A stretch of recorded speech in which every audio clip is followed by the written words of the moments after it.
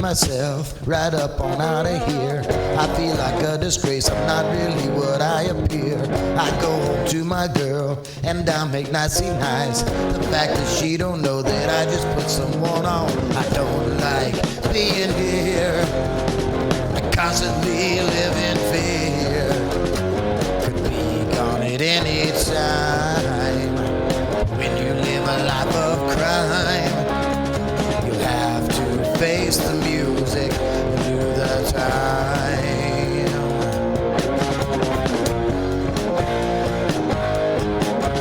I'm trapped again, and fate as always hasn't wrapped again.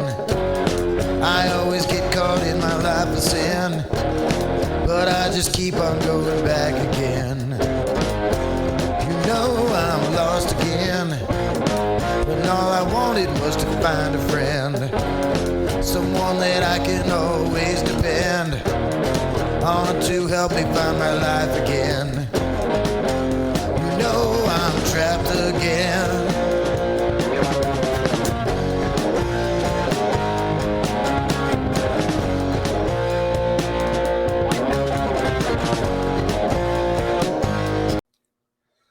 Welcome everyone to Tracking a Mandalorian, presented by Mayhem Media and JDEDESIGNz. I am your host JD, joined alongside our new graphic artist and senior Star Wars correspondent, Robbie H. Robbie, welcome back. This is our second episode. What's going on? The first episode, we recapped the first two seasons and talked a little bit about the premiere. And this one, we're going to catch up the rest of the way. And then next week's episode will be on episode 5 specifically. Right. And then we'll do one every week following the specific episode that just followed. And look for us on Friday or Saturday nights. We're still nailing down the exact time. It's looking more like it might be more Saturday nights than Friday. And we may That's my fault. Go ahead. I said that's my fault. That's all right. And we may still do one or two of these episodes live towards the end as well. So please share this out. Leave us a comment. We'll talk about it on the next episode. Follow Mayhem Media on Rumble, YouTube, and Facebook. And check out our storefront, bonfire.com/store/JDEDESIGNz. That's with a Z at the end of it. All the links can be found in the description of this video. And pick yourself up some new Mayhem Media apparel on the JDEDESIGNz storefront. All right, Robbie. Even though we did talk a little bit about episode 1 in our first episode, there's a couple of notes that I wanted to say that I forgot to mention. Some things that I wanted to point out. The kid at the and that's of this season. That's this season, the episode 1 of this season, season 3 that we're currently on. The kid at the beginning in the false opening, when we thought it was the actual, Mando taking his oath as a child, and it turned out it wasn't him. But that kid didn't finish his oath. I just wanted to point that out there. And I didn't notice that myself. Yeah. Okay, well, there you go. He didn't actually finish his oath. So I just want to throw that out there as something, that's a thread that could possibly be built into something, in the future. He didn't actually finish his oath. Whether he said it, when we didn't see it, he said it later. We don't know that, but I'm just saying we didn't actually witness it. So that was an interesting note. And the creatures Grogu sees in hyperspace, I found that interesting too. I did too. I'm kind of afraid that they're putting too much to everything. Trying to go open it too wide. Right. Because some of the stuff, just as simple as the hyperspace or whatever you want to call it, because I get the hyperspace and whatever Star Trek had confused. I forget who says what. But Star Wars is hyperspace. Star Trek is warp drive. There you go. All right. So that was one of the cool parts about Star Wars and Star Trek. All right. Yeah. So that's basically right. Like Star Trek is basically the stars just flying past you so fast. Yeah. I took it the same way with Star Wars until you see like flying whales. So to me, it's kind of taken away from the nostalgia of what we No, but Yeah. it could be something as simple as the force, Yeah. like the force within him, and he's seeing beyond what's really Yeah. See, that's how I there. kind of took it. I kind of took it as Grogu being able to see beyond what the normal people see when they're in hyperspace. I don't know that it'll go anywhere. I think that was just like a little hey, people who are strong in the force It's a little nod, see things a little differently than the rest of us do. I think that's what right?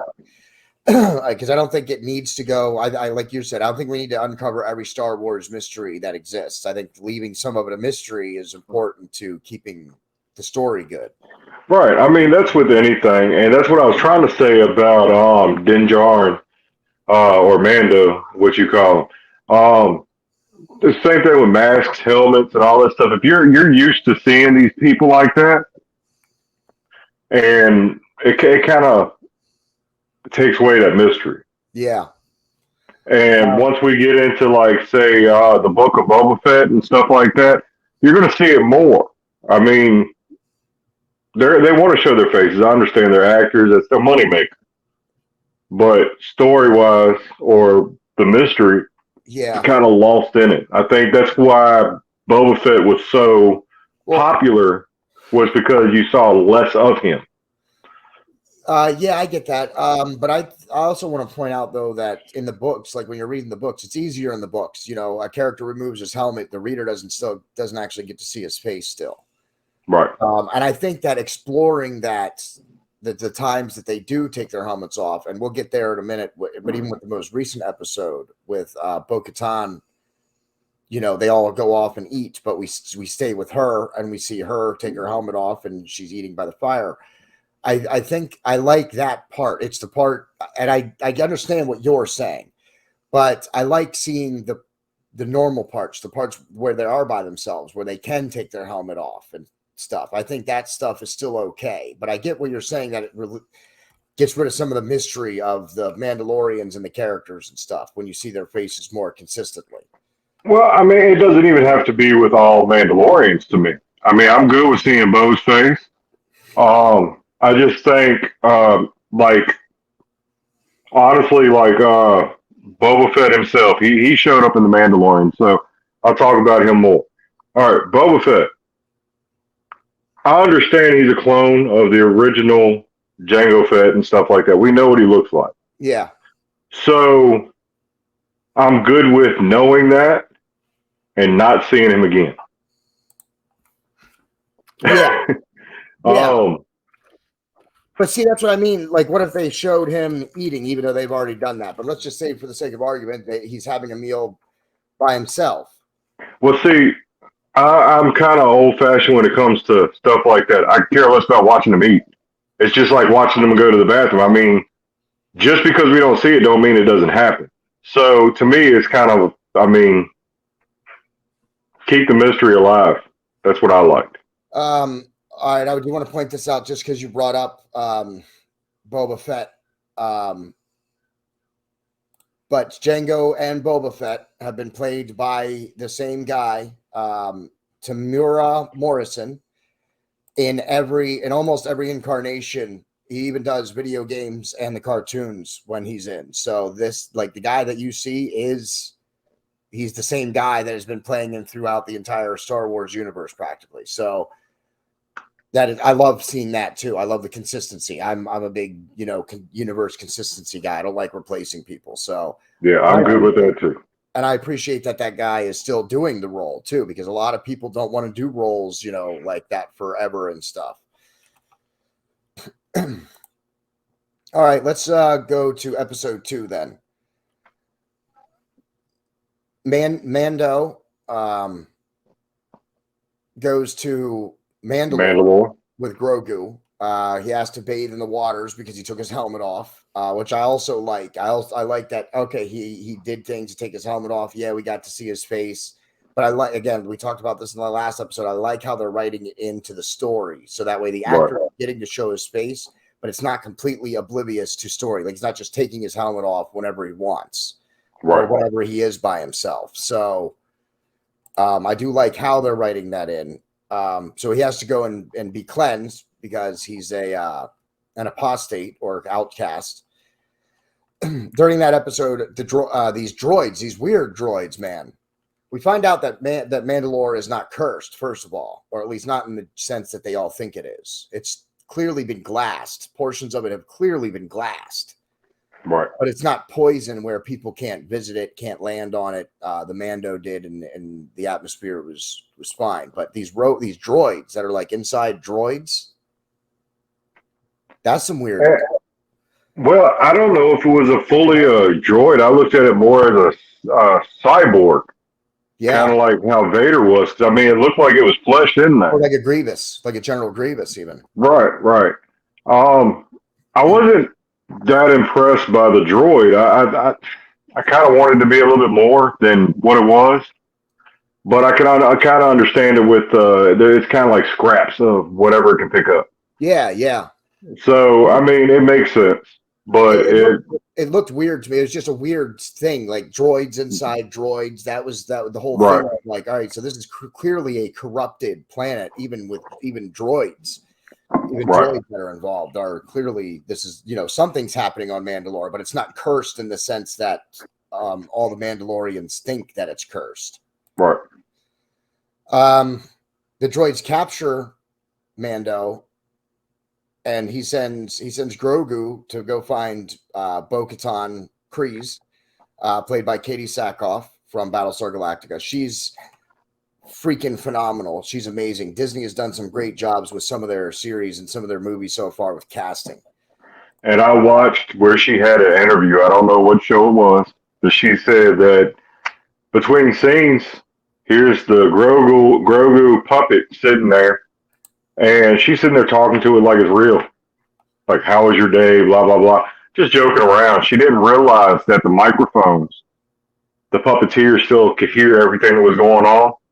And she told it to make a mean face, and it scared the shit out of her by going that's like hilarious. that. So I'll have to send that to you.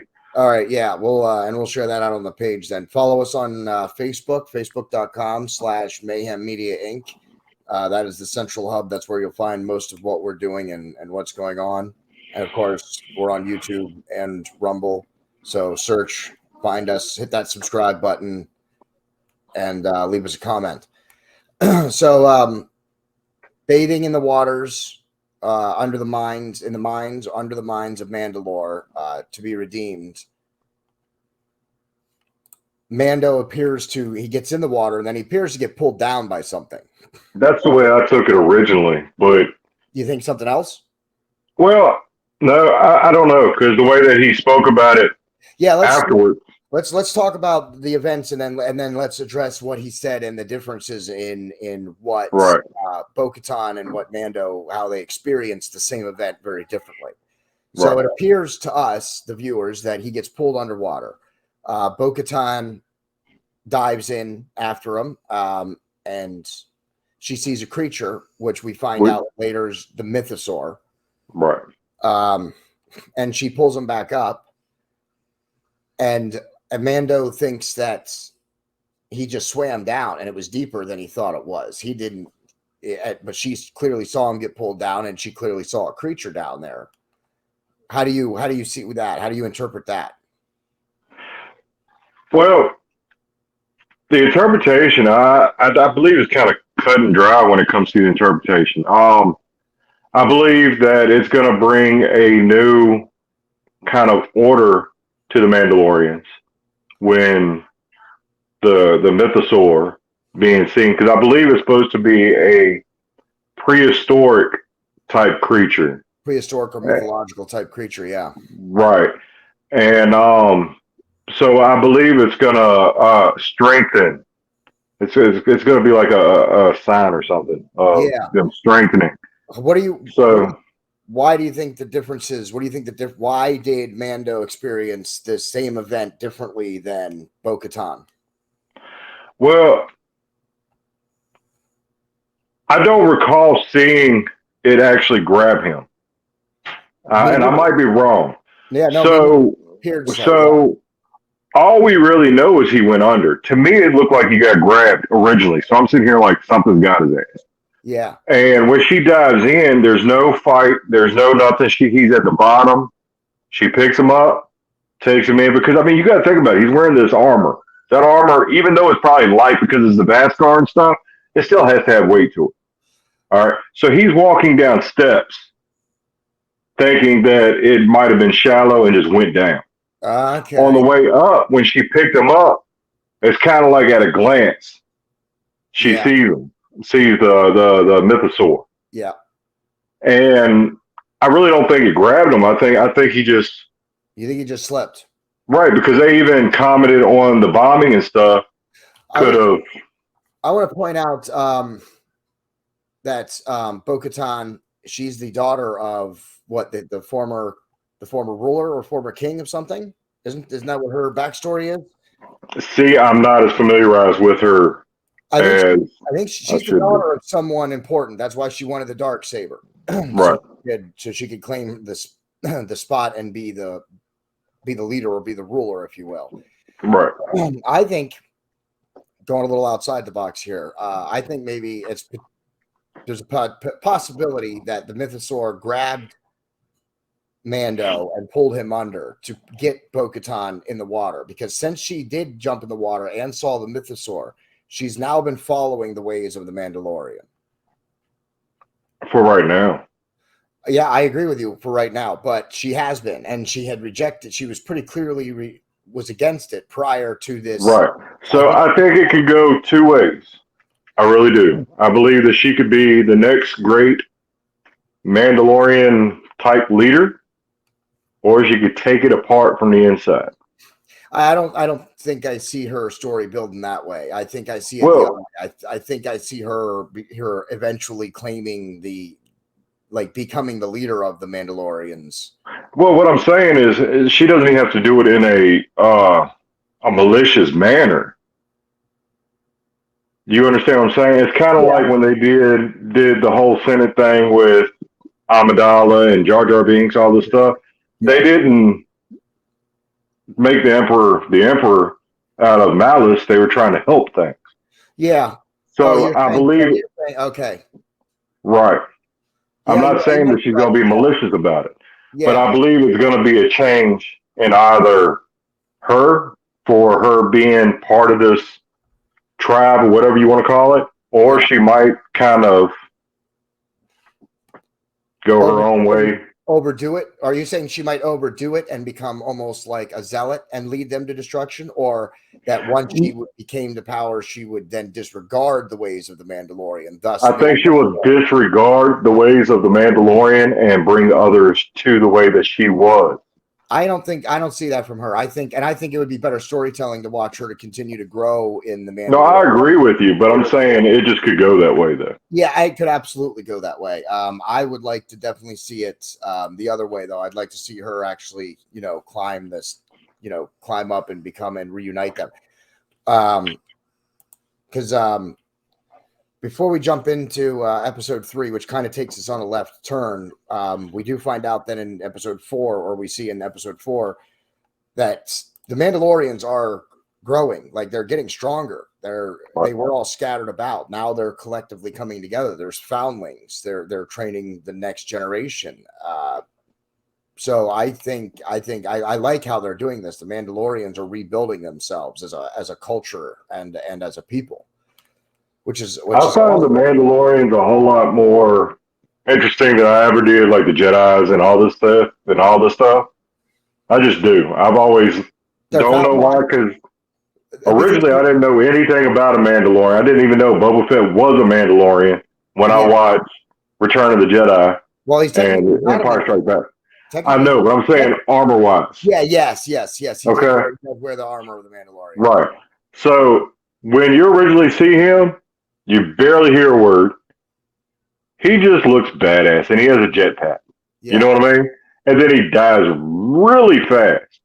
Well, no, he doesn't, though. You're talking about in 4, 5, and 6, right? I mean, I'm not talking about up to this lore right now. I'm talking about when that movie happened, Empire Strikes Back. You all take him that he's dead, okay? Yes. All right, he didn't put up much of a fight. But what I'm trying to say is, for some reason, he has etched his name, the vision of him, and everything in the Star Wars lore, even before the books came out and everything, just from small scenes that he was in. Yeah.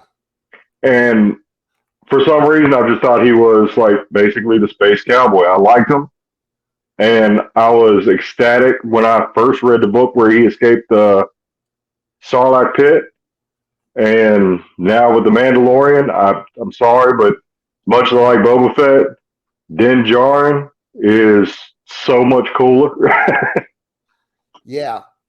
So, Hold on, I was trying to see if I could find who played Boba Fett in the original series. I was just curious about that. Who played him in the original series? all right, while you're searching that, we'll go back to episode 3 with the scientists. Yeah. So, what was your thoughts on the scientists? I thought it was a little weird. I thought it was a weird episode. I was kind of disappointed at first because, I mean, I watched the show for the Mandalorians. But I was kind of pleasantly surprised, and I kind of saw what was happening. And it's going to be a deeper story later on. That goes back to the point of you saying about how they're kind of they're going too far with stuff, but they have to have. They're going right. to spread themselves out so far. They are, but I understand them going with 2 stories at one time to keep it interesting. All right. So the thing about the episode 3, you have the former, what do they call it now? It's not Empire. What were they calling it? The New Order? Yeah. All right. So the chick was played by Katie O'Brien. And I don't know what she identifies for. I just say chick because I'm just a cynic. But I think she plays a good bad guy, dude. I really got interested. I like how she preyed upon the scientist because she had you fooled.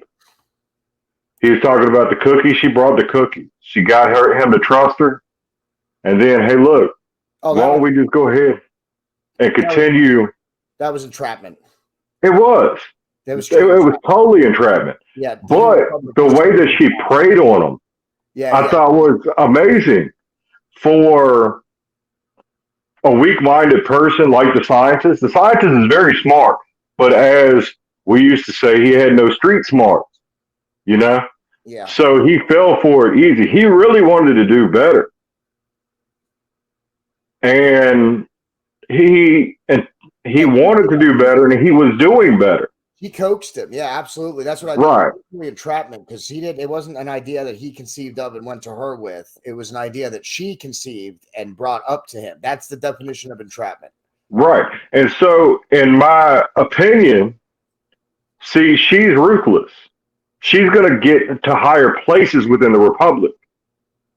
And the Republic will be poisoned from the inside, kind of like S.H.I.E.L.D. did in Marvel. And it was actually Hydra. Yeah. You understand what I'm saying? Yeah. And I think that's going to be a start of another unbalance in the galaxy. So I believe it's going to be leading somewhere that will be interesting. Okay. I really hope eventually we get to, I'd like them to eventually get to the Yazun Vaughn invasion. That would be where I'd like to see the whole universe going eventually. Right. But I don't know. They've messed up a lot of things. With the sequels. Yeah.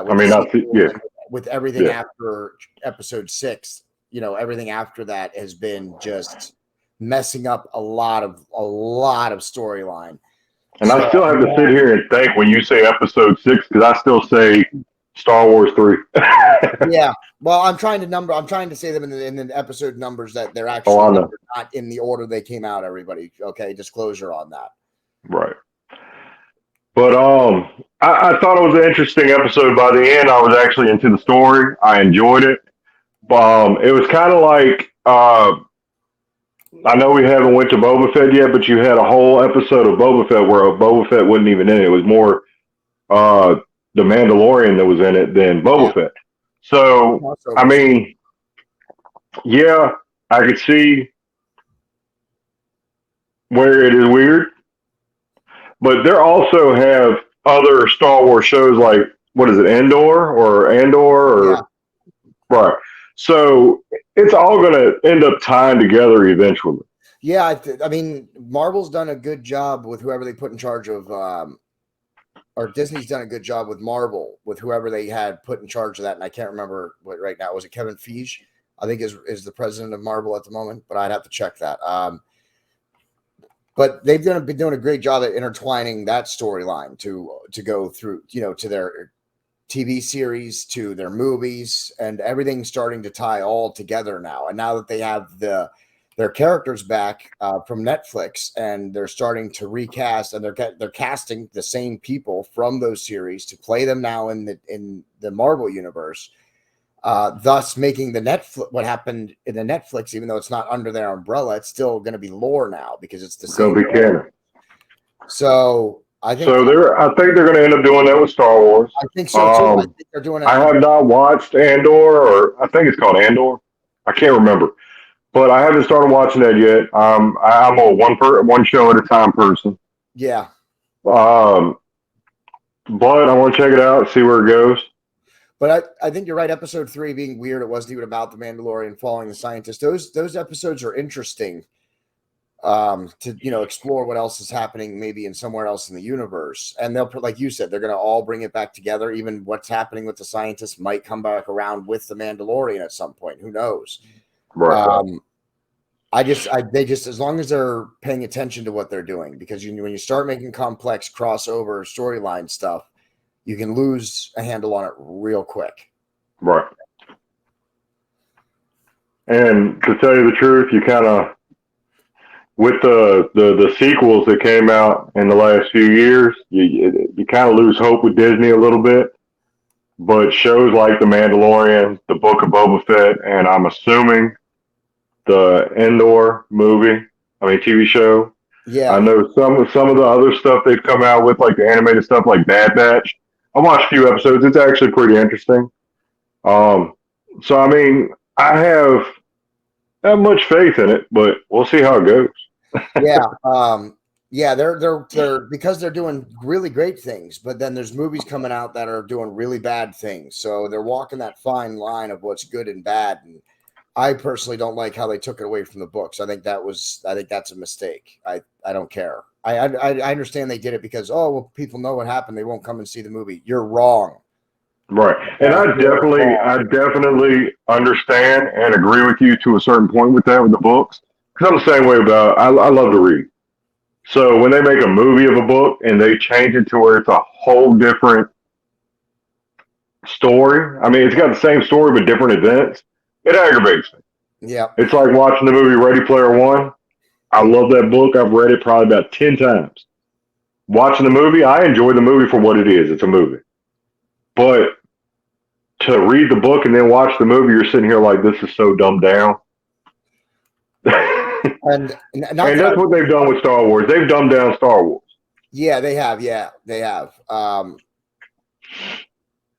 And like I said, they still have some good things. I think they have potential with Thrawn. I think they have potential with Bane.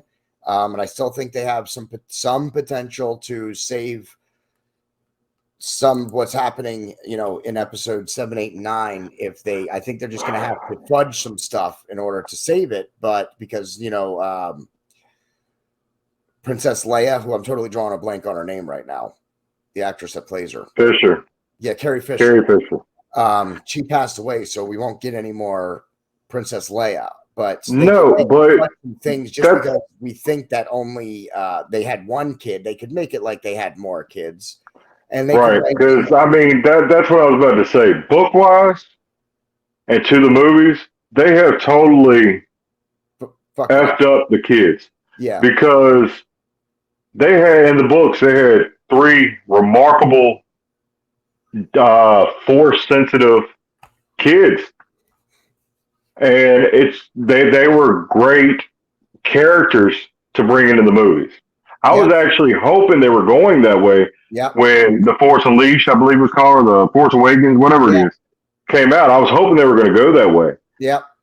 And retire the old characters like they have done. And bring in we'll be following that. Right. Yeah. I was hoping to see Mara Jade and Luke together. I was hoping to see a lot of stuff that from the movies is not ever going to happen unless they do something like you said. Yeah, they fudge some stuff. Yeah. I mean, yeah. But see, I believe they're catering to not us older fans. I think they're catering to the fans of the animated series. I don't care what they're doing. I don't care. But I mean, that's what they're doing because you have a big following. Yeah, I get it. But it's just like Bo-Katan. All right. The Clone Wars stuck to the story, and they still made it animated. They don't have to change the story to animate something, is what I'm saying. I agree with you 100%. Yeah. But I'm just telling you what they're doing is they're trying to go off the characters that people became fans of from these animated series because usually fanboys are going to go with whatever they got anyway. Yeah.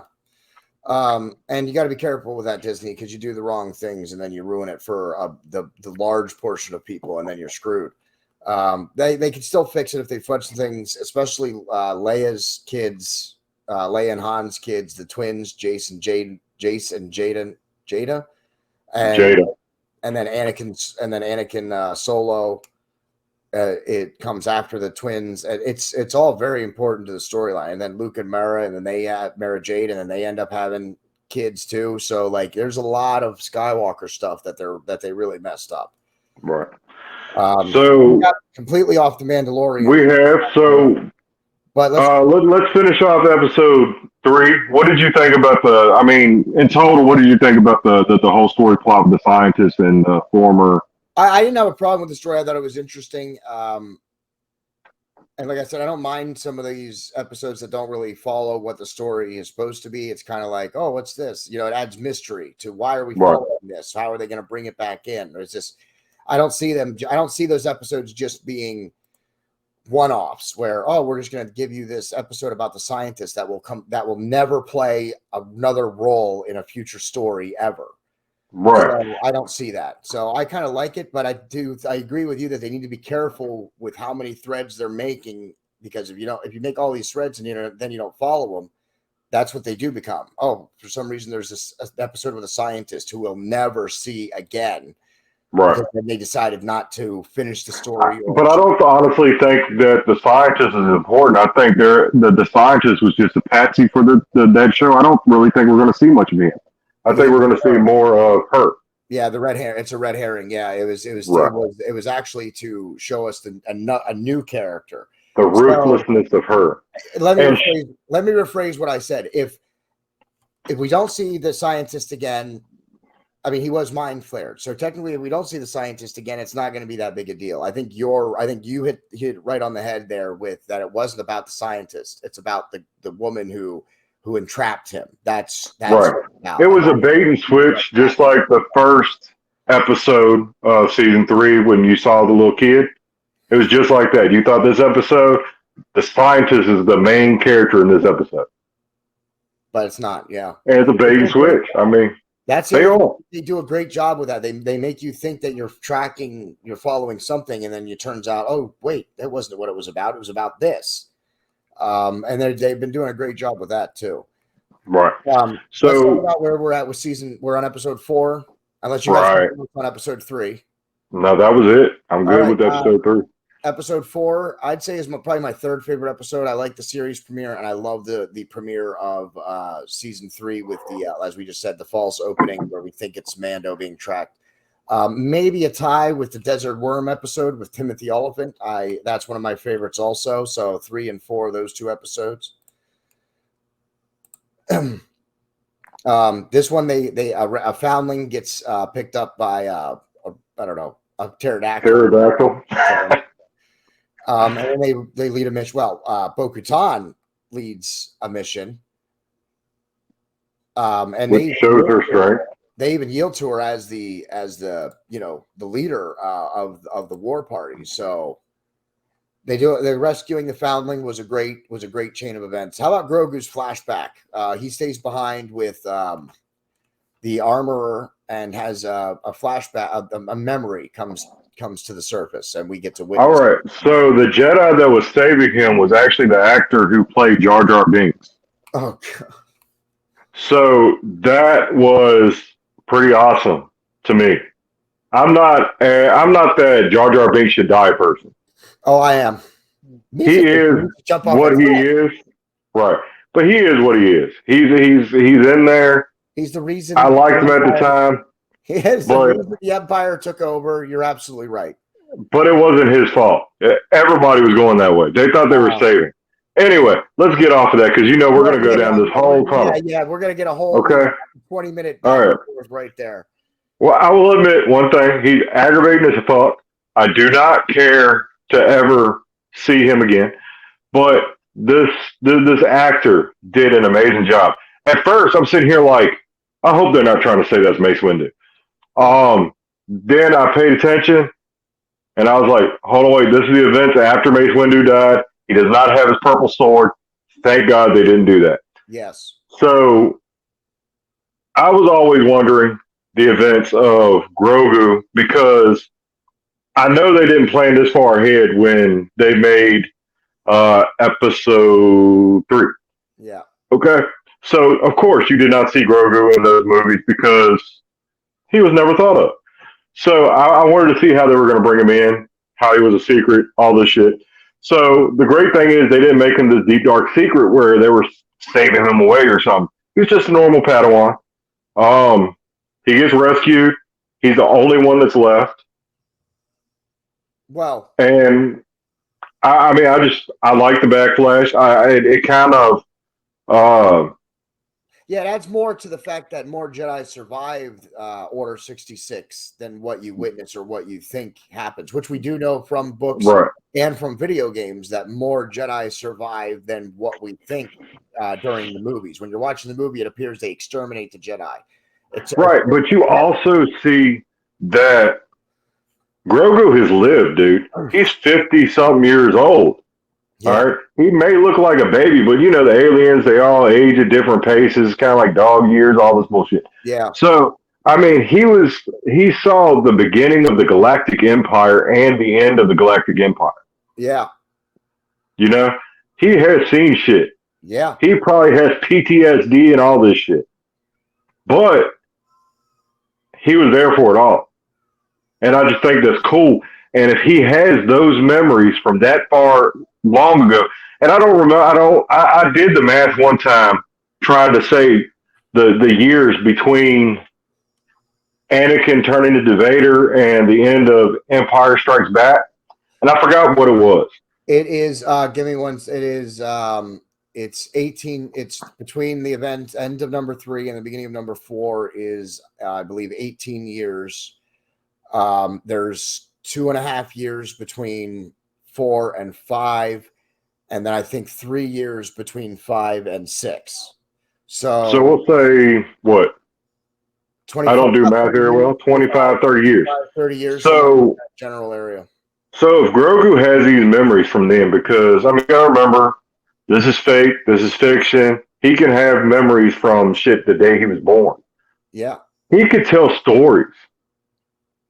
Once he gets to the point where he's actually a teenager in that alien mode, he could tell stories. He can actually scribe the events of all of this. He predated the Galactic Empire. Yeah. I believe that Grogu could actually be the character in Star Wars, the one that I hate to say it because he's the same species, but he could be the Master Yoda of Star Wars again. Yeah. Without it having to copy Yoda. Yeah. Going further into episode 4, he does his training. And it seems that he's getting weaker as a Jedi. I don't believe that's going to happen. I believe some kind of twist is going to happen. Yeah. But he's training as a Mandalorian. Yeah. We see him. And he does good once he got encouraged. Yeah. I believe that I can't say her name, so I'm just going to call her Bo. I believe Bo is going to be a mother figure to her. I think so too.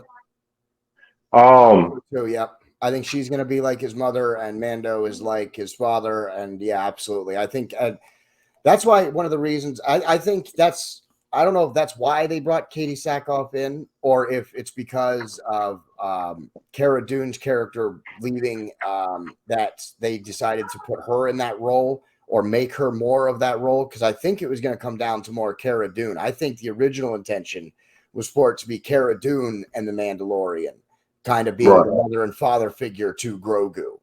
It's a possibility. I think it's better for the story that it's another Mandalorian. I think it's better that it's Bo-Katan and Mando being the mother and father figure. I think that's better for the story than it being Cara Dune. But I just did want to point that out. I think that was a shift in the story because the Cara Dune character got written. And it can be. I'm kind of hoping they go raised by a village type deal, because you can see Grogu starting to get close to the armor. Yeah. All right. He gets his second piece of armor, I guess you would say, because the first was the chainmail. Then he gets I call it a circlet because that's where they put it on his chest. But I mean, I think it's cool because they're actually seem like they're going the route that I was hoping they would. We're going to have a Yoda Mandalorian. Yeah.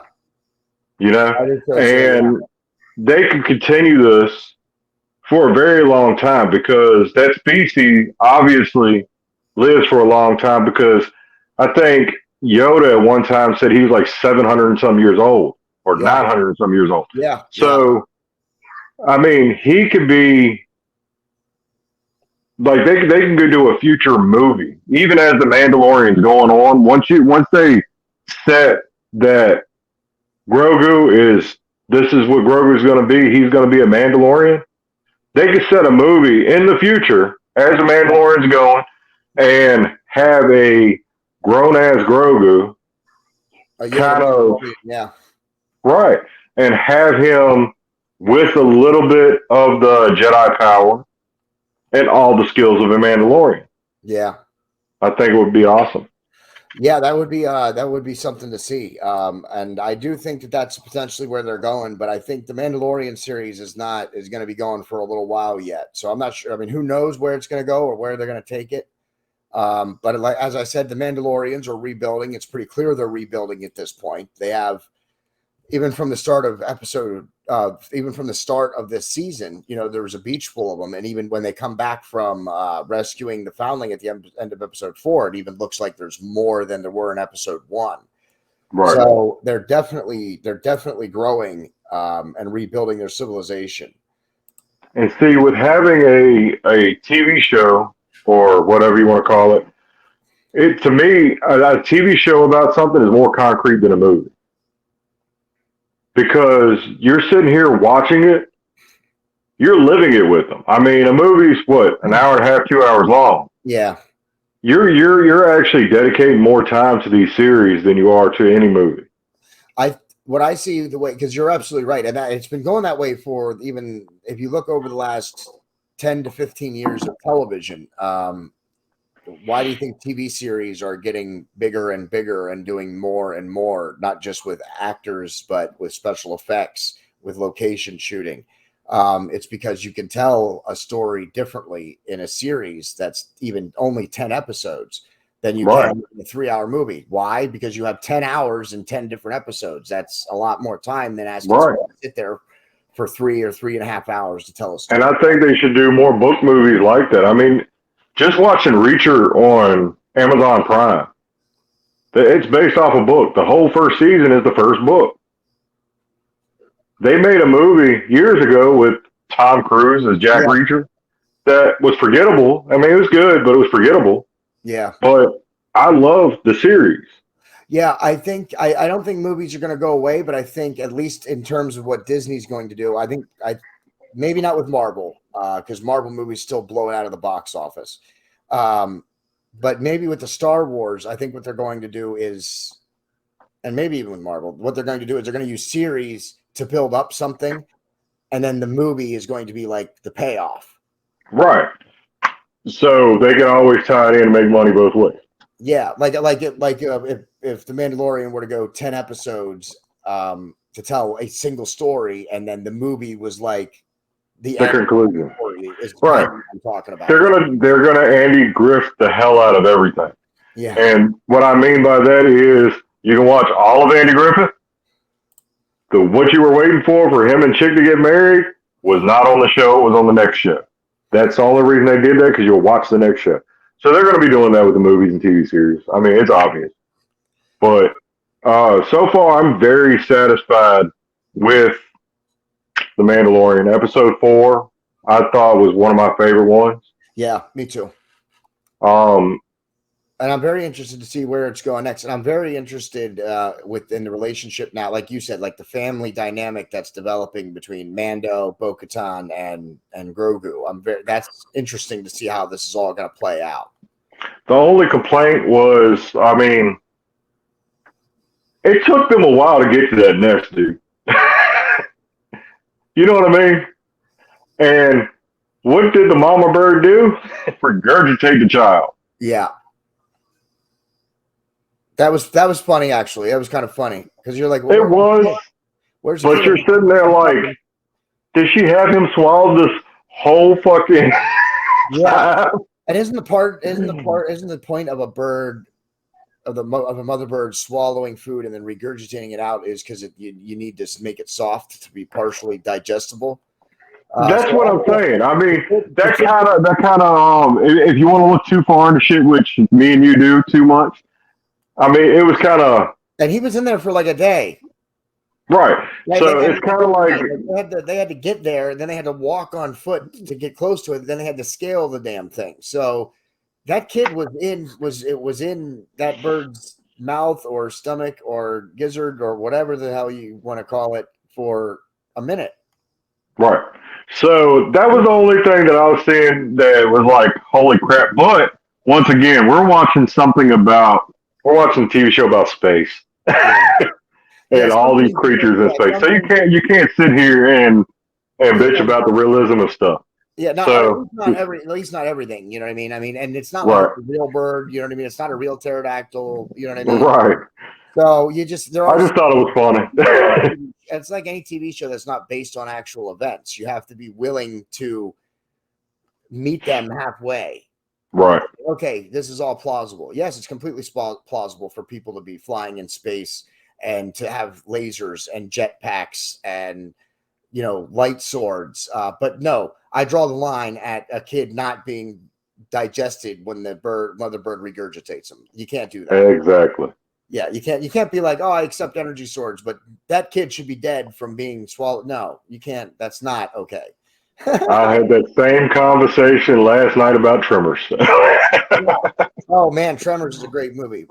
We don't want to. I'm not even. We're not going down that hole. But anyway, I'm not getting into that. I'll talk for 45 minutes about Tremors. I love Tremors. Maybe we'll do an episode on Tremors sometime. Just the first one though. So if you like this episode, if you like the series, give us a like, leave us a comment, share it out. We're going to be doing this for the rest of the season now. Next week, we'll be covering episode 5. And then the week after, episode 6, we'll be covering one episode at a time. And then if it goes well, we'll likely do it again next season. And then we're going to plan to do another series after this series is over. Probably not right away, but then sometime after this series is over, we'll be doing another one. Marcus Fredrickson does the music. He plays us in and out of every episode. Make sure you check his channel out, reverbnation.com/Marcus Fredrickson, and check out his apparel on facebook.com/thehumankind. That was started in his memory by his sister, and pick up some apparel. Follow us. We're on Facebook, YouTube, Rumble. Hit that subscribe button. Hit that follow button. We're trying to grow the audience and grow the channel. So please hit the follow, subscribe buttons, and share out any of the episodes. Also, visit our storefront, bonfire.com/store/JDEDESIGNz. That's with a Z at the end of it, just like that's on my shirt. We got new Mayhem Media apparel and some new designs up on that storefront. So you want to check that out. And our sister show, the Boiling Point Podcast, is also on Facebook, YouTube, and Rumble. Make sure you check them out as well. That's more political side. This is entertainment. That's political. For my senior Star Wars correspondent and graphic artist, Robbie H., I am your host, JD, and this is the way.